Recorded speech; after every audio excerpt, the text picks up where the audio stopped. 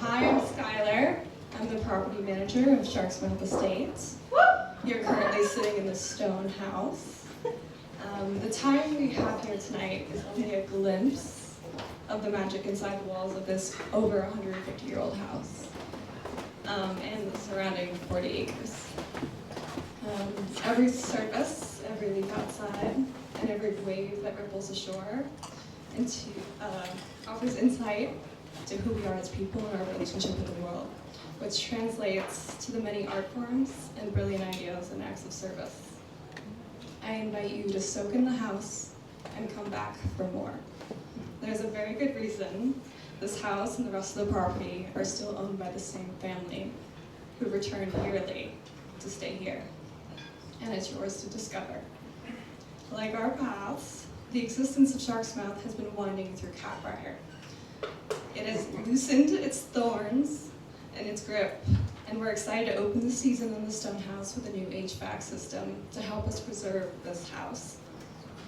Renting with us, whether it be in the stone house or our other houses, helps us keep the property together. And like the Curtis sisters, their descendants, and our many repeat tenants, I can't imagine not coming back. In fact, I barely left in my 30 years here. I'm grateful to be part of the large team and community and family that is keeping this place alive. If it speaks to you, I would like to speak with you too. Thank you.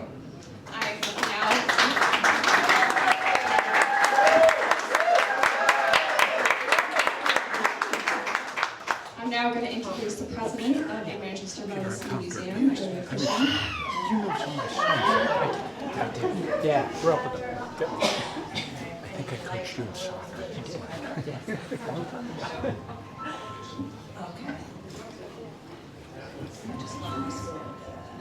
Okay. Good. Is that good? Can people hear me okay? Yeah. Skylar, thank you so much. We are here at beautiful Sharksmouth for our second year in a row. I want to take a moment to thank the Curtis descendants who have graciously allowed us to have an event at this magical oceanfront setting. So applause for that. Thank you. I also want to thank Skylar and Peter Crofton for all their help and unwavering support, and that also deserves.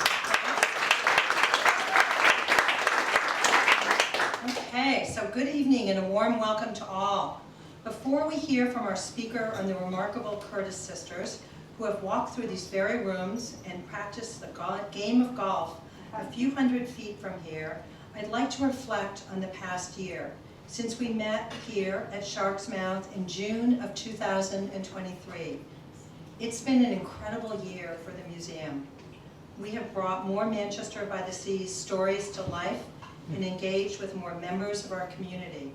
We have redone all of our exhibition rooms and added to our collections to tell wonderful Manchester stories. We have also conserved important objects, redesigned the archives, installed new exhibits.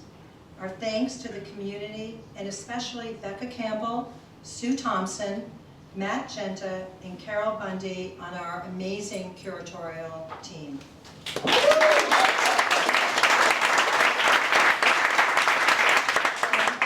They are amazing, really. We've also had successful children's programs and a sold-out speaker series. Thanks to the popular speaker series, we have learned about mushrooms, grave robbing, America's First Millionaires, and the summer resort era. A big thanks to Mary Minot, Allison White, Marianne Coons, and Russ Brown, who are the programs committee. They've done an amazing job.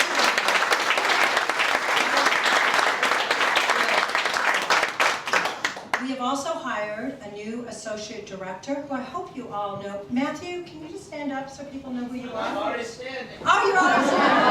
That's great. Matthew started as an intern many years ago here. Oh, Matthew Swindell. Excuse me, Matthew Swindell. Sorry, it's. I feel like I'm in the museum talking to Matthew. So we do have a couple of Matthews. So anyway, so Matthew is going to start his new role as our associate director effective July 1st, which is really exciting. We're all thrilled. Additionally, we've increased our membership and volunteers. Volunteers are essential to our organization. And I'm hoping that some of you this evening might be interested to join us and volunteer with us. We would love that. Or if you know anybody interested, please contact us through Matthew, Swindell, or our website, okay? All of this could not have been accomplished without your support. Thanks to your generous donation to the Capital Campaign, we were able to make many positive changes and improvements in our museum. Our thanks are to you. I'd also like to call out especially Becca Campbell, Sue Thompson, who spearheaded the Capital Campaign with amazing ease and grace and success.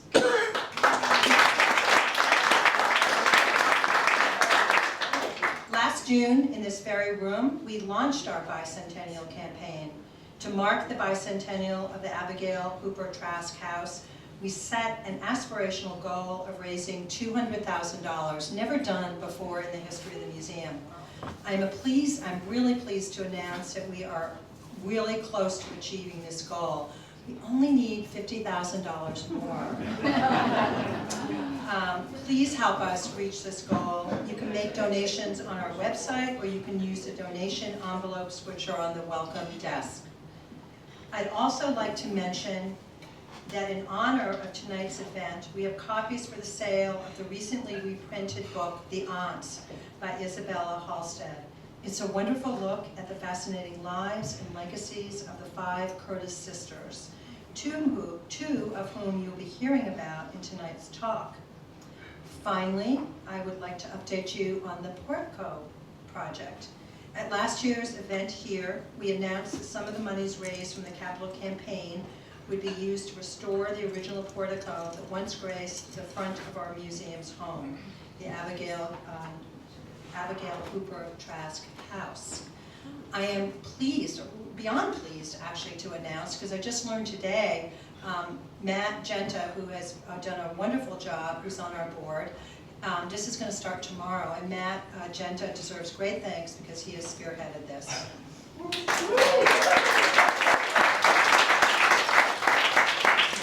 It's been quite a year. Thank you all so much for your generous support. As many of you know, our original speaker for tonight was Arthur Shercliffe, a 4th-generation Curtis family member. He was planning to talk about his notable family, talk about Sharksmouth. He could not be here tonight. We are planning in the very near future to host Arthur's talk, and we can't wait to hear that. It'll be wonderful. So now I'm really delighted to introduce Kathy Brown, who's our speaker tonight.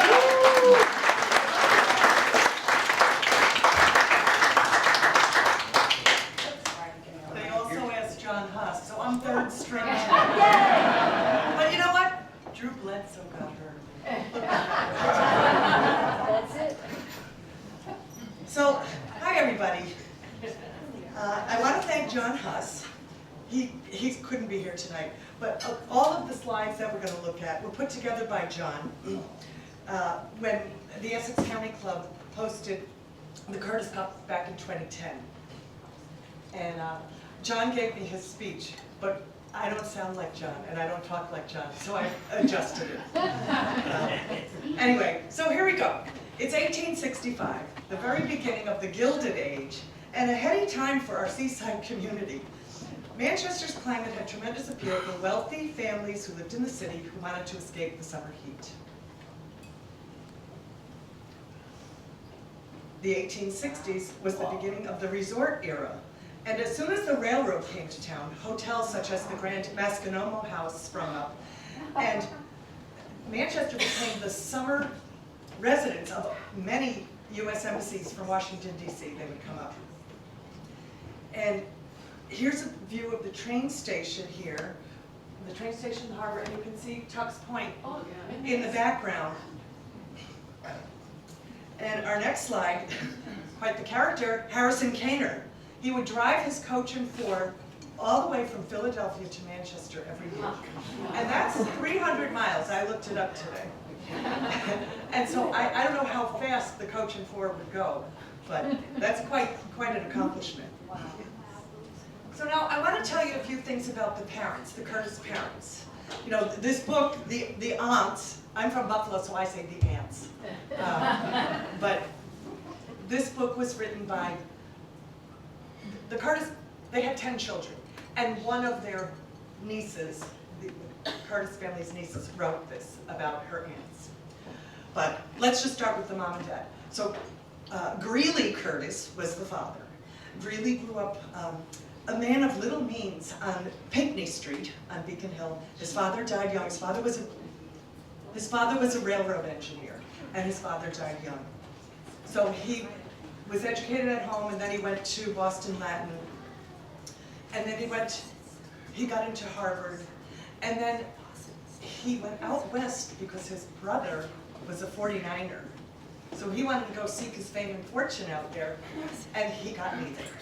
So he ended up coming back.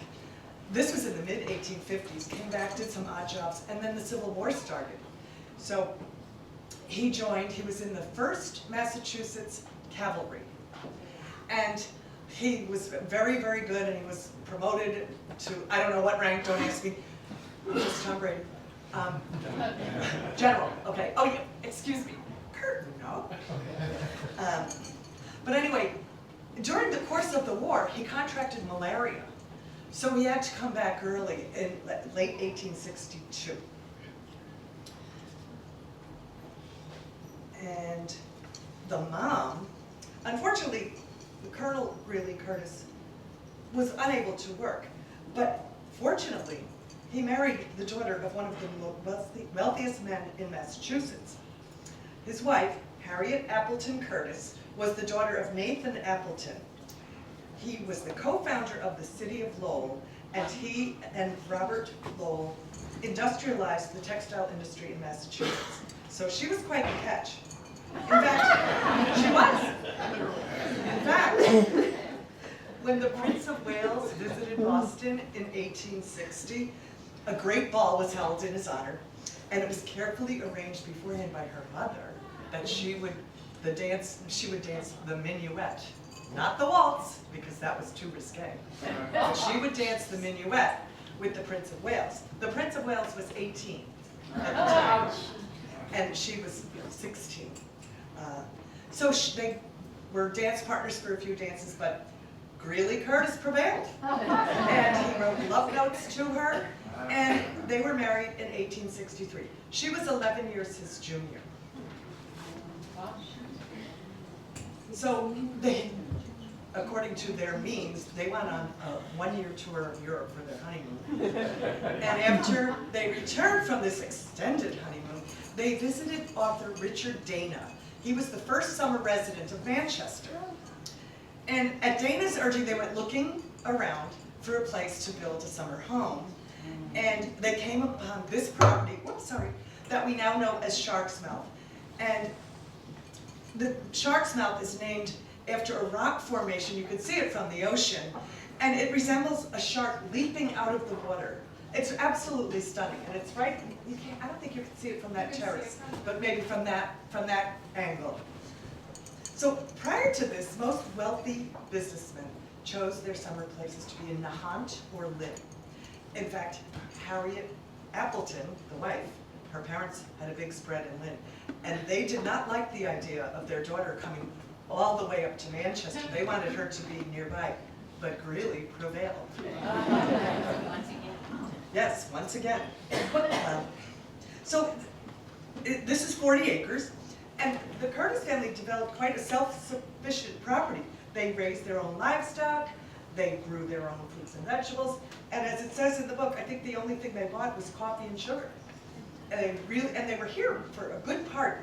They would live here from June until November, where they would return to 28 Mount Vernon Street on Beacon Hill, which they affectionately always called 28. They also they did call this Sharksmouth, they called it Manch. Let's go to Manch. Now the kids say Manch Vegas, but back then they would go Manch. So the children. They had 10 children, 5 sons and 5 daughters. And the sons will be covered, I gather, in a future lecture, so we're not going to go there. But it's a very interesting interesting story. So the two most well-known of the five Curtis sisters are Harriet and Margaret. So they were the 9th and the 10th children. As children, they learned to play golf on the oceanfront lawn, right out there. And the family was first introduced to the game of golf by their cousin, Lawrence Curtis, who also summered at Sharksmouth. He was a prominent Boston businessman who played at the country club in Brookline and became the second president of the USGA. So in 1893, another group of prominent Boston businessmen, they summered in Manchester. They introduced golf at the Essex County Club. At the time, the club offered tennis, polo, a baseball field, and cricket. The golf course was a turning point in the history of the club, and the rapidly growing game of golf soon took over most of the property. It was originally mowed by the sheep grazing on the lawn. And the club was an easy bike ride from here. The Curtis children could ride about a half a mile down Summer Street because the entrance to the Essex County Club used to be right on the corner after the gas station. And that there's still a road there that the grounds crew uses, but that was the main entrance that would go up to the club. So easy bike ride for them. So the Curtis sisters' older brother James first taught them on the lawn out here. As a freshman at Harvard, James then won, James is your relative, correct? Yes. James? Great-grandpa. Your great-grandpa? Yes, okay. So as a freshman at Harvard, James won the first men's golf championship at the Essex County Club, and the following year he won the New England championship. But by 1896, the sisters were cleaning up. They were competing in adult events at age 10 and 12. Margaret is in this photo at age 12, waiting her turn on the tee during the Women's Club Championship at Essex. Now, notice the hats and the bustles. I mean, how could you swing a club with a wire apparatus coming out of your waist?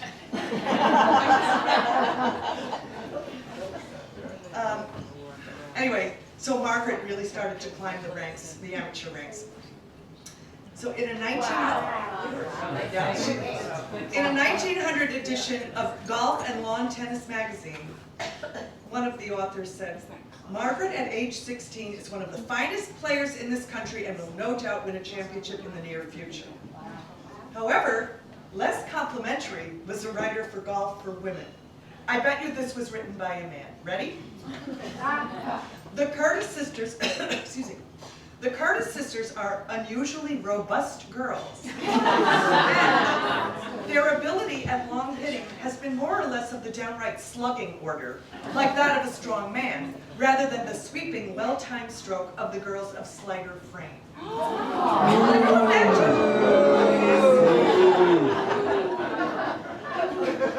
Just horrible. So, whether slugging or sweeping, it made little difference to Harriet and Margaret as they proceeded to dominate women's golf, not only in Massachusetts, but on the national stage as well. So Harriet qualified for the U.S. Women's Am in 1898 at age 17, won the Essex Club Championship the same year, won the national title in 1906, and was runner-up to Margaret in 1907. But then Margaret, the baby, even better, she won the Essex Women's Championship and the State Massachusetts Championship 4 times, and the United States Champion 3 times. And in one of those years, they could play tennis too. And one of those years, in 1908, Margaret, the baby, made history, and she won the National Women's Tennis Doubles title and the USGA Women's Amateur. And really becoming the first and probably the only woman to hold 2 national championships in 2 different sports at one time. And here she is years later, dressed as she was when she won that tennis title. And she still played tennis and had a powerful serve. Wow. So perhaps the greatest legacy of Margaret and Harriet was the establishment of the Curtis Cup in 1932. The aim of the Cup is to foster the love of golf and stimulate friendly rivalry between a team of Great Britain and Irish women and United States women. It's the highest honor in women's amateur team golf. And to be selected is a real feather in your cap. It's a biennial match. They had no idea that 92 years later, it's still being played. And 6 years after that debut of the Cup, the Curtis Cup was hosted here at the Essex County Club. And here we see the team back then in 1938. Then 72 years later, in 2010, there they are. The match was held at Essex again. So remember, back in the day, there was no women's professional golf. So the Curtis Cup team was comprised of women in their 20s, 30s, 40s. But then when the LPGA came along, they would turn pro after they, when they got to be in their 20s. So this team of girls, they ranged from 14 to 17. Wow. And it was really fun having them here. During the week of that, there were many parties. Like one night was sponsored by Great Britain and Ireland at Endicott College. One night was here, sponsored by the club, and the whole week was parties. But these girls are 14, 15, 16. All they did is play ping pong. Upstairs, in the game room. But the tournament was a complete success. It was even on the Golf Channel for a little while. And the good thing about these venues, smaller events for the USGA, they can be held at a venue like Essex. Like we couldn't hold the US Open, we don't have the infrastructure. But we could hold the Curtis Cup, and in the 90s we also held the US Ladies Mid-Amateur. So the US Amateur is now being won by 14-year-olds for the boys and the girls. So the USGA created a mid-amateur for 25 and older, so they can compete, because these ladies are like, these kids are running circles around us. So Essex hosted the mid-amateur back in I think it was 1994, and it was really fun because these amateurs, they have no expense budgets, so the members put them up at their homes, and you become friends for life. I mean, we had a guest stay with us, and we're still exchanging Christmas cards every year. It's just a really nice way to get to know the players. So, the day after the Curtis Cup ended, Lexi Thompson, Jessica Corda, and you don't see them here, the Irish twins, the McGuire sisters, they turned pro. Because you get the Curtis Cup in your resume, you turn pro the next day. And that's exactly what happened. And now, you know who else was here? But she was too young to play. Nellie Corda, who just won 5 tournaments in a row this year. She was here with her sister and her parents, but she was just a wee thing. But now then she surely cleaned up. So, Margaret continued to compete for many years, always an entertaining and endearing character, both on and off the course. Here we see another woman's amateur. She was a bit eccentric, and there's a lore about her in Essex. She would roll around the hay and feel for the golf balls, so she could put them in her pocket and use the golf balls. And then, yeah, very frugal. And then she would also enjoy harvesting wild mushrooms at Essex, and she earned the nickname Mushroom Maggie. So, I don't know what was in those mushrooms, but. So, and then here's another little story about in 1950, the Mass Women's Golf Association celebrated its 50th anniversary at the Country Club in Brookline. 3 of the founders are seen here in the period costume. Grace Keyes, the association's first president. Margaret is in the center, and Harriot here is on the right. So shortly after this photo was taken, Harriet over here was usually very shy and retiring. She takes a golf ball out of her pocket and she puts it on the floor. See the club? There was an open window over here. She hit it out onto the fairway from the clubhouse, and it went way down the fairway, and the people were amazed. And she just smiled. But they didn't expect that because she's the shy, retiring one. So It's quite the story. So here is Margaret. In 1958, at the age of 75, she was presented the Robert Trent Jones Award for Outstanding Contributions to the game of golf, and she said, "Golf is my life and I love it. I would play it with rocks if I had." So now I want to tell you about something completely different than the sports, and it's much more interesting, I think. Not only athletes, these were well-read and cultured young women. They all took the Grand Tour of Europe, and in fact, at some point, there would be 2 or 3 Curtis siblings touring Europe in the same summer. And sometimes they got together and traveled with one another. And so, again, I said there were 5 sisters. 4 of the sisters never married, and they remained living together in this house and at 28 their whole lives. And as successful as they were on the golf course, they had an even higher standard for themselves in the area of philanthropy. It's amazing. So Aunt Fan, the oldest daughter, she and Harriot and Margaret, the other 2 sisters they liked to stay in the background. And they did, fundraising and stuffing envelopes. They didn't like to be the face. And so it worked perfectly. So Aunt Fan and the other 2, Margaret and Harriet, they started this, they lived on Beacon Hill, and on the north side of Beacon Hill back then, there were a lot of Italian immigrant families coming in. So they started a program to feed them and clothe them.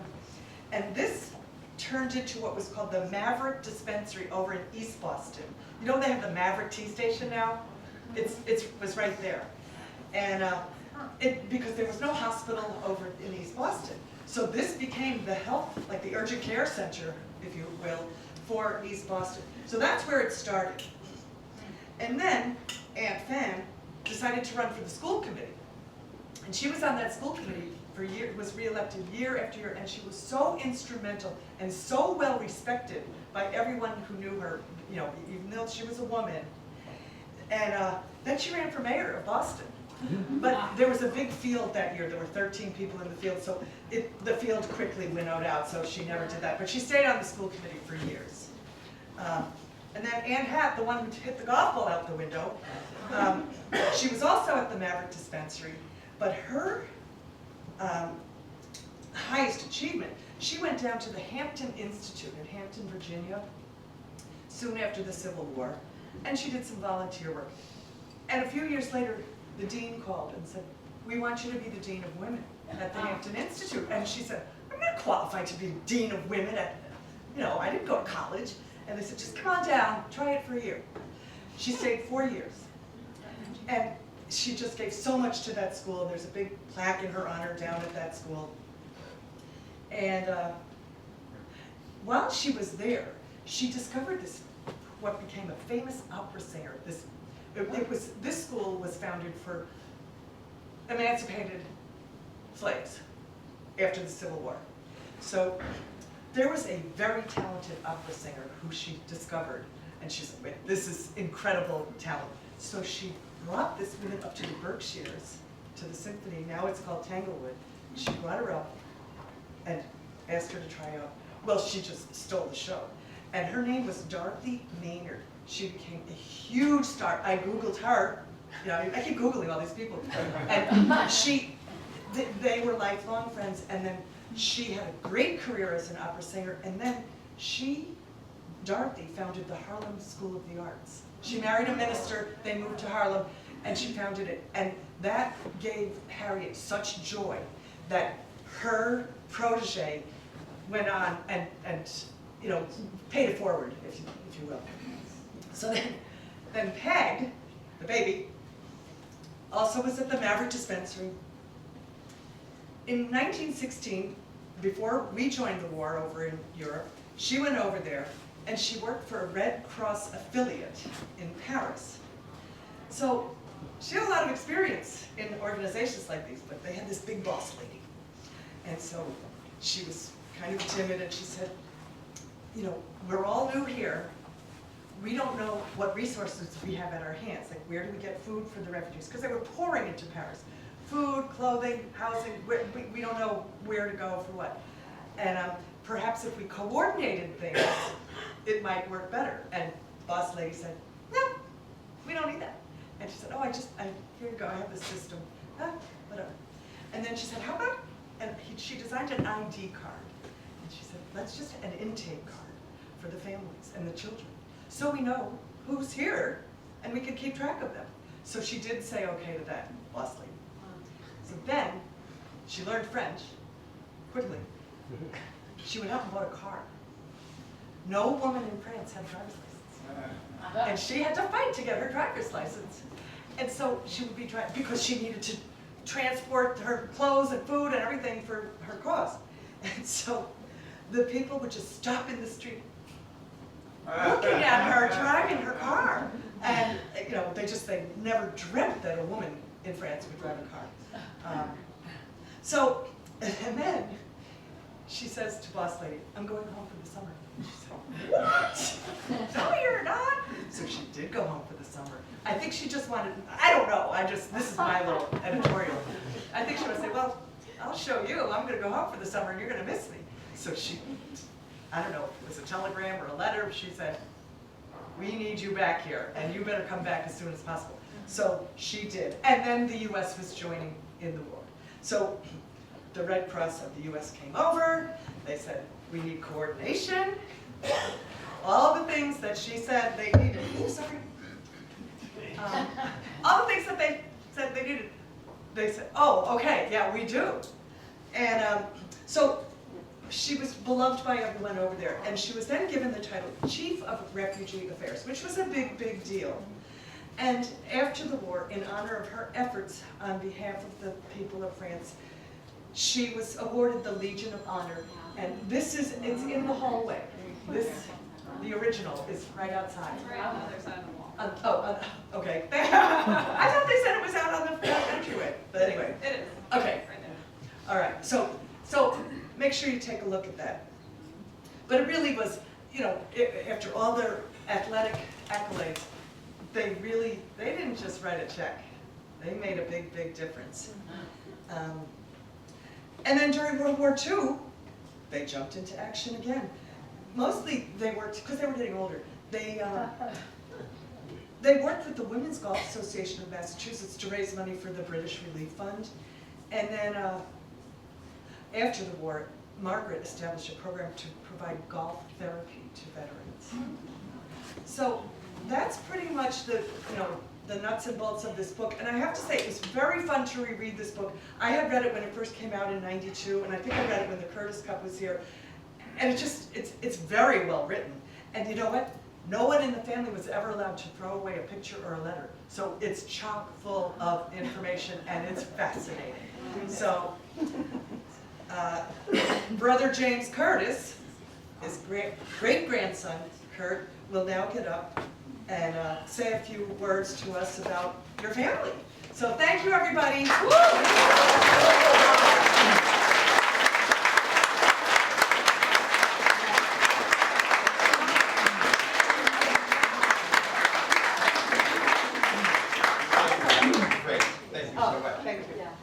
Thanks everyone for coming. Born the 9th and 10th children among 5. Should we go with Charlie first and then me? Who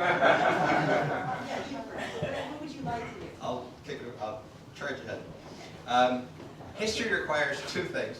It requires historians who help us remember and interpret the events of the past. History also requires people who help preserve and maintain old things, such as buildings and artifacts. And with that thought in mind, I would like to thank the entire Coons family. Many thanks to Mary Ann, who helped organize the event tonight. And many thanks to Lauren and Skylar and Hunter and Peter, who this year alone have spent 1,000 hours, literally, helping to restore this house.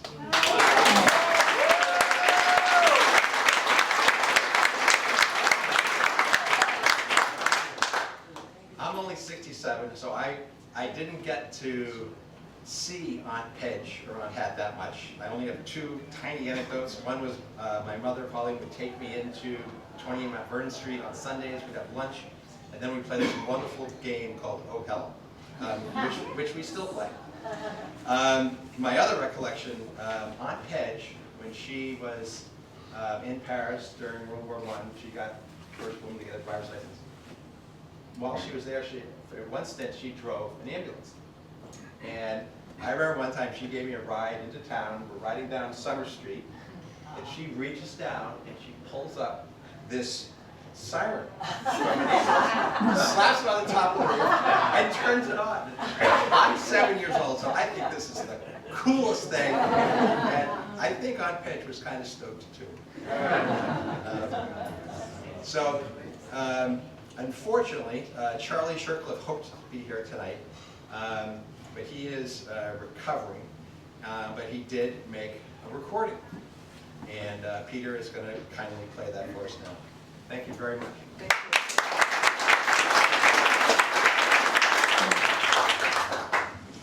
you.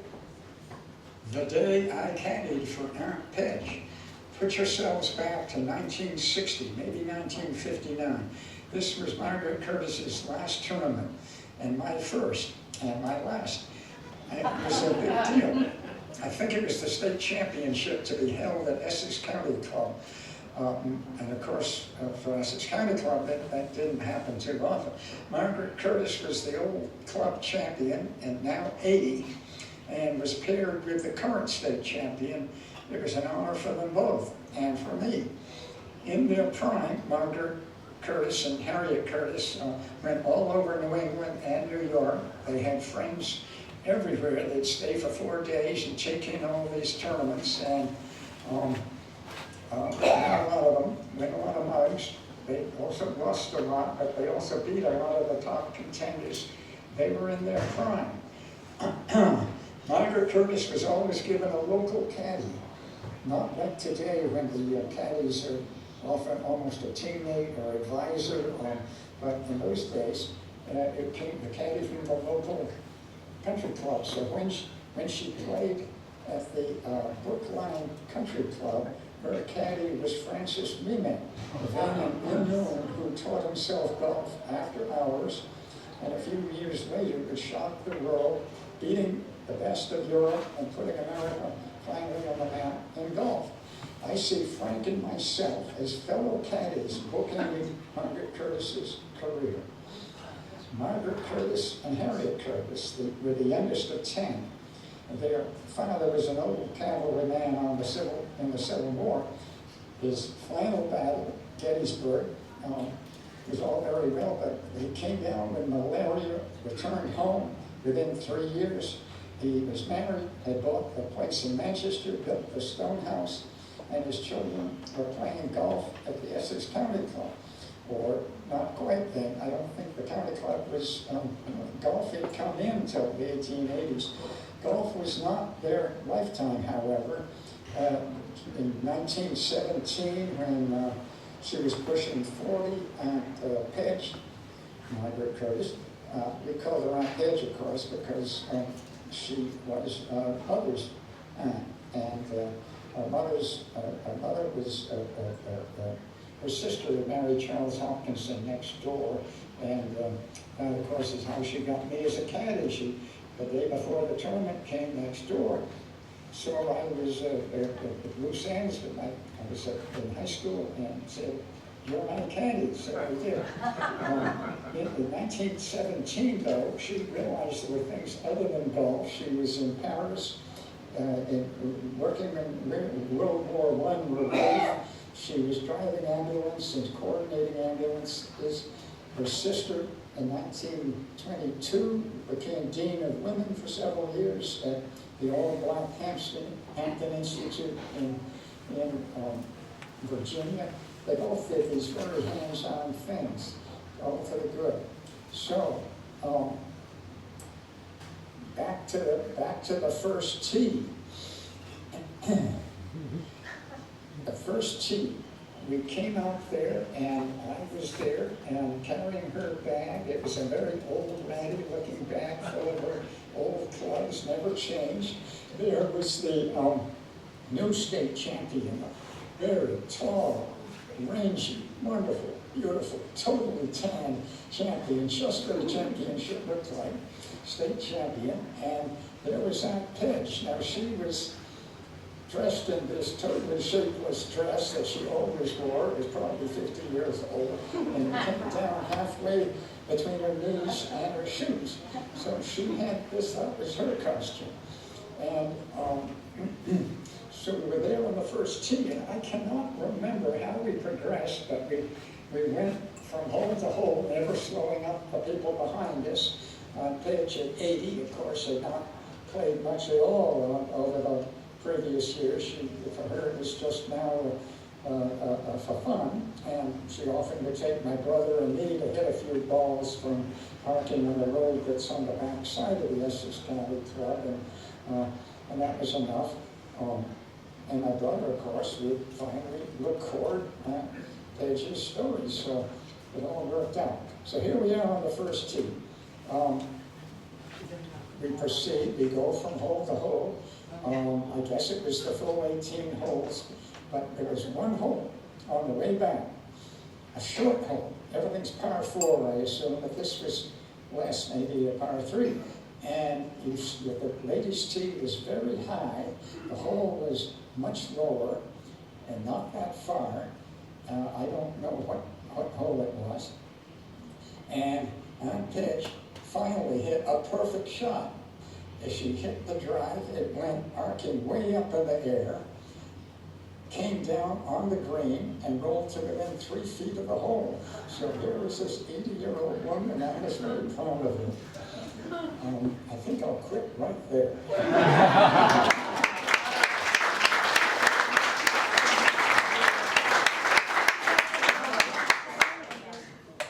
This concludes our program for the evening. Thank you all so much for coming. There's a little bit of dessert left. We'd love to invite you to go have some brownies or cookies. And thank you all so much for coming. We really are so appreciative. And come see us.